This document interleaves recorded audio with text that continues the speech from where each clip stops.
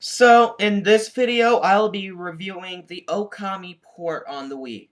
Now, I know a few people might be curious. Yes, I still have the controversial cover art. Not really controversial in the content.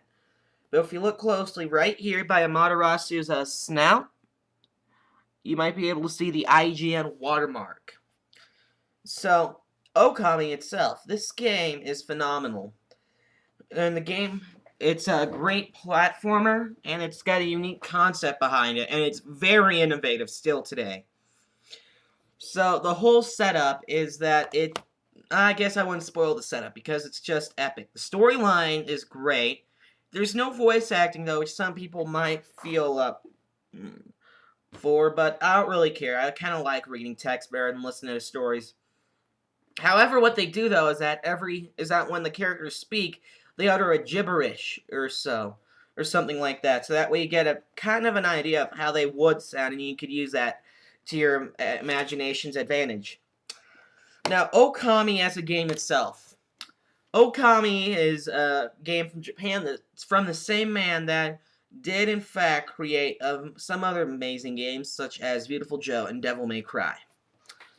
The game is, it's based completely on Japanese folklore and mythology, which is one of my favorite things to research. And you play as Amaterasu, who is reincarnated as a wolf.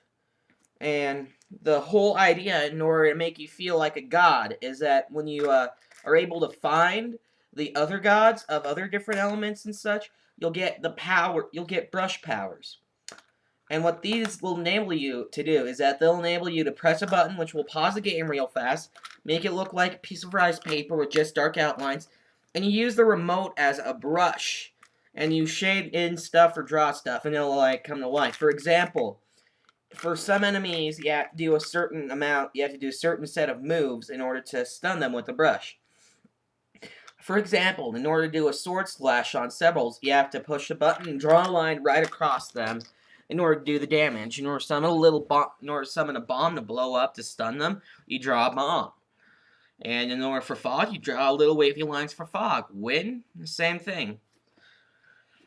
Now, the gameplay is really tight, and what'll happen is it's very based. Oh my god, I'm getting off track. The gameplay is very adventurous, I should say. It feels very similar to a massive open world in The Legend of Zelda, but it's very visually unique. Because like I said, everything is rendered like a traditional Japanese woodcut painting. So everything is vibrant and such, and it's just beautiful to look at. And the gameplay is very tight and controls similar to Legend of Zelda, but at a faster pace, because the more you run, the faster you go, which is very nice, because the world is incredibly massive. It's a long game. I've been playing it for a while, and after beating it, I logged in about 60 or so hours, which I do adore, because I did explore the land, trying to find every little collectible. So this game will give you a lot of gameplay. So like I said, the story is very epic, but I won't say anything about it other than the quick setup at first of who you play as, because I don't want to give any spoilers, and it's just really tough to explain, because after all, the game is Japanese, so the story is over the top. Now, the combat system, other than that, it's very tight with the whole platforming aspects, and also the combat is very simple, because all you really have to do is piss on enemies to piss them off if they're there, and you just use whatever you have equipped as a basic melee weapon. It's very easy to get the hang of the combat there. That being said about the game, you got a lot to do. You can feed animals, find the collectibles to make yourself stronger. It's an open world game, definitely. So, the Wii port, though. Now, I'm going to get onto the whole Wii version, not the game itself. The Wii version, out of the two, I feel is the inferior one. Now, mainly because in the first one, there was a certain feel. They added a certain texture to the screen at all times to make it look like real paper. In this one, they couldn't do that. So instead they make the colors more vibrant, which some people will be okay with, but it kind of irritated me.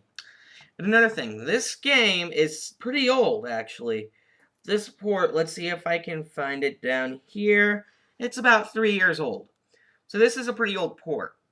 And it's not, it doesn't use Wii Motion Plus.